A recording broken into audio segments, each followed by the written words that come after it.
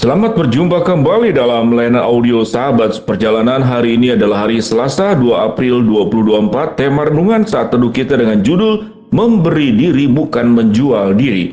Firman Tuhan terambil dalam Kisah Rasul 2 ayat ke-41 dan 42. Orang-orang yang menerima perkataannya itu memberi diri dibaptis, dan pada hari itu jumlah mereka bertambah kira-kira 3.000 jiwa. Mereka bertekun dalam pengajaran rasul-rasul dan dalam persekutuan, dan mereka selalu berkumpul untuk memecahkan roti dan berdoa. Mari kita berdoa. Bapa yang di dalam surga, tatkala orang penuh dengan kehati-hatian dan melihat segala sesuatu sebagai sebuah ancaman dan bahaya, maka sulit kami untuk melihat ada orang yang mau memberi diri. Namun ini terjadi dalam peristiwa yang kami akan pelajari. Dalam nama Tuhan Yesus kami berdoa, amin. Shalom sahabat perjalanan yang dikasihi Tuhan, apa bedanya memberi diri dan kemudian menjual diri? Kalau kaitannya dengan memberi diri di dalam Kisah Rasul pasal 2 yang kita lihat dalam cara hidup jemaat yang mula-mula, firman Tuhan berkata seperti demikian. Orang-orang yang menerima perkataannya itu memberi diri, dibaptis, dan pada hari itu jumlah mereka bertambah kira-kira 3.000 jiwa. Mereka bertekun dalam pengajaran rasul-rasul dan dalam persekutuan, dan mereka selalu berkumpul untuk memecahkan roti dan berdoa. Sahabat seperjalanan, memberi diri, menjual diri, menyerahkan diri. Waktu kita mencoba untuk menjelaskan tiga bagian ini, apa bedanya? Memberi diri artinya dengan kerelaan, tidak ada yang memaksa, tidak ada yang mengancam. Dalam sebuah kesadaran dia memberikan dirinya. Kalau menjual diri biasanya ini faktor jual beli. Ada sesuatu yang tidak sanggup dia bayar sehingga terpaksa dia menjual dirinya. Ada yang disebut dengan menyerahkan diri. Menyerahkan diri kita melihat adalah seperti peristiwa mungkin maling, mungkin rampok, mungkin koruptor, dan dia menjadi DPO. Orang yang menjadi target pencarian, dikejar sana kejar sini, lalu dia merasa gelisah dan tidak ada lagi tempat untuk berlari. Lalu dia menyerahkan diri kepada kepolisian untuk ditangkap, tidak perlu polisi kemudian menangkapnya. Sewaktu kita melihat ada perbedaan yang namanya memberi diri, yang namanya menjual diri, dan yang namanya menyerahkan diri. Dan Alkitab mencatat peristiwa ini disebut dengan memberi diri. Memberi diri artinya tidak ada yang paksaan. Setelah mendengarkan pengajaran rasul-rasul, mereka terkagum-kagum luar biasa, dan Tuhan menggerakkan hatinya dengan kuasa Roh Kudus. Lalu memberi diri untuk dibaptis, memberi dirinya untuk dikuasai oleh Tuhan dan firman-Nya, memberi diri agar mendapatkan keselamatan di dalam Kristus. Itu yang disebut dengan memberi diri. Tidak ada yang memaksa, tidak ada yang mengancam. Dengan sebuah kesadaran roh, pikiran, perasaannya, mereka memberi diri untuk dibaptis. Dan itu jumlahnya bukan 1 atau 2 orang, tapi 3.000 orang memberi diri untuk dibaptis. Kemudian mereka bertekun dalam pengajaran rasul-rasul dan dalam persekutuan. Ini pun dalam kerelaan. Masuk dalam pengajaran rasul-rasul dan dalam persekutuan, itu mereka memberi diri. Mereka bukan menjual diri, mereka bukan menyerahkan diri. Dan mereka selalu berkumpul untuk memecahkan roti dan berdoa. Mereka memberi diri. Memberi diri adalah sebuah keputusan yang berangkat dari kesadaran diri sendiri.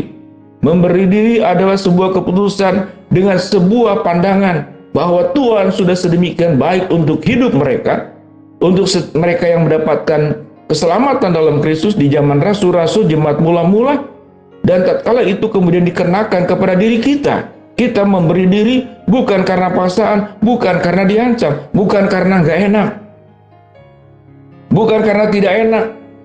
Lalu datang beribadah karena ada orang yang menelpon, karena ditanya oleh Bapak Gembala, ditanya terus oleh Pak Pendeta, mengapa sudah setengah tahun, mengapa sudah 1 tahun tidak beribadah, ayo beribadah. Lalu kemudian datang, itu namanya bukan memberi diri, tapi itu yang namanya terpaksa datang.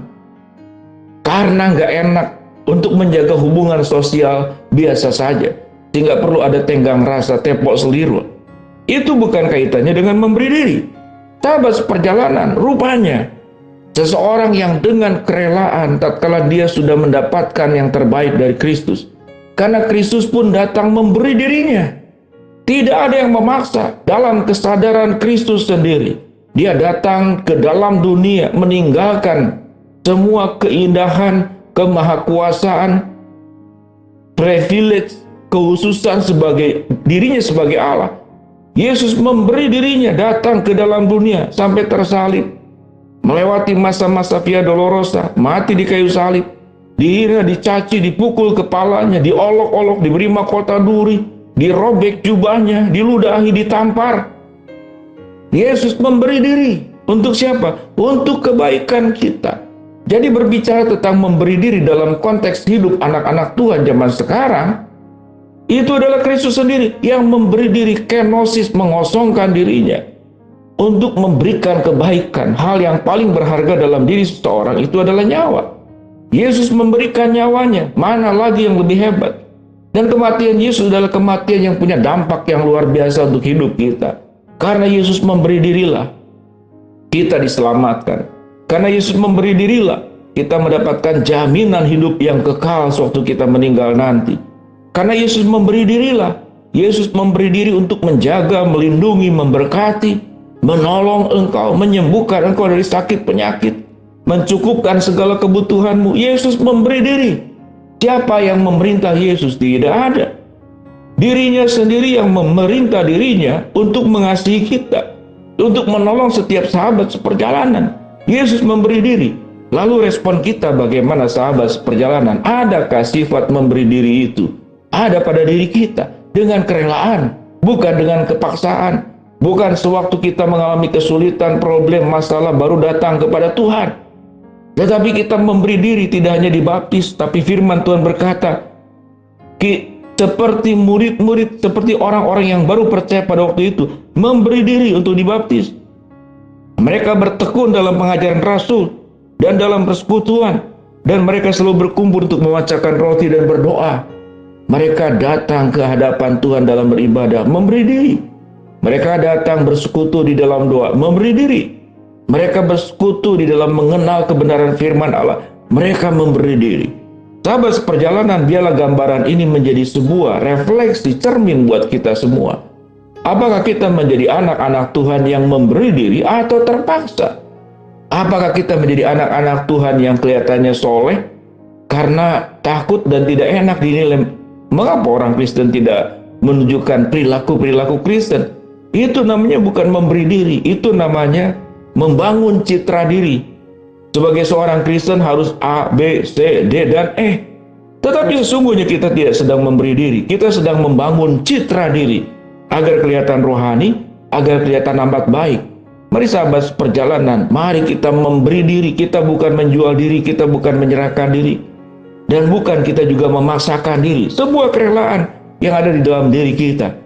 Sewaktu kita sudah bisa memberi diri, karena Tuhan yang sudah memberi yang terbaik dalam hidup kita, maka siogianya kita akan diberkati. Tuhan akan bersyukur, bersuka cita, senang dengan sebuah kehidupan dalam kerelaan. Engkau bersekutu dalam Tuhan di dalam semua aspek dan hidupmu diubahkan.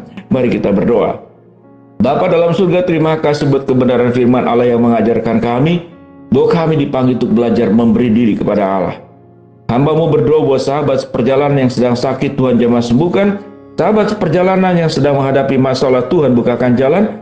Sahabat seperjalanan yang sedang berdoa mengharapkan sesuatu, Tuhan kabulkan dengan cara dan waktunya Tuhan. Dalam nama Tuhan Yesus kami berdoa.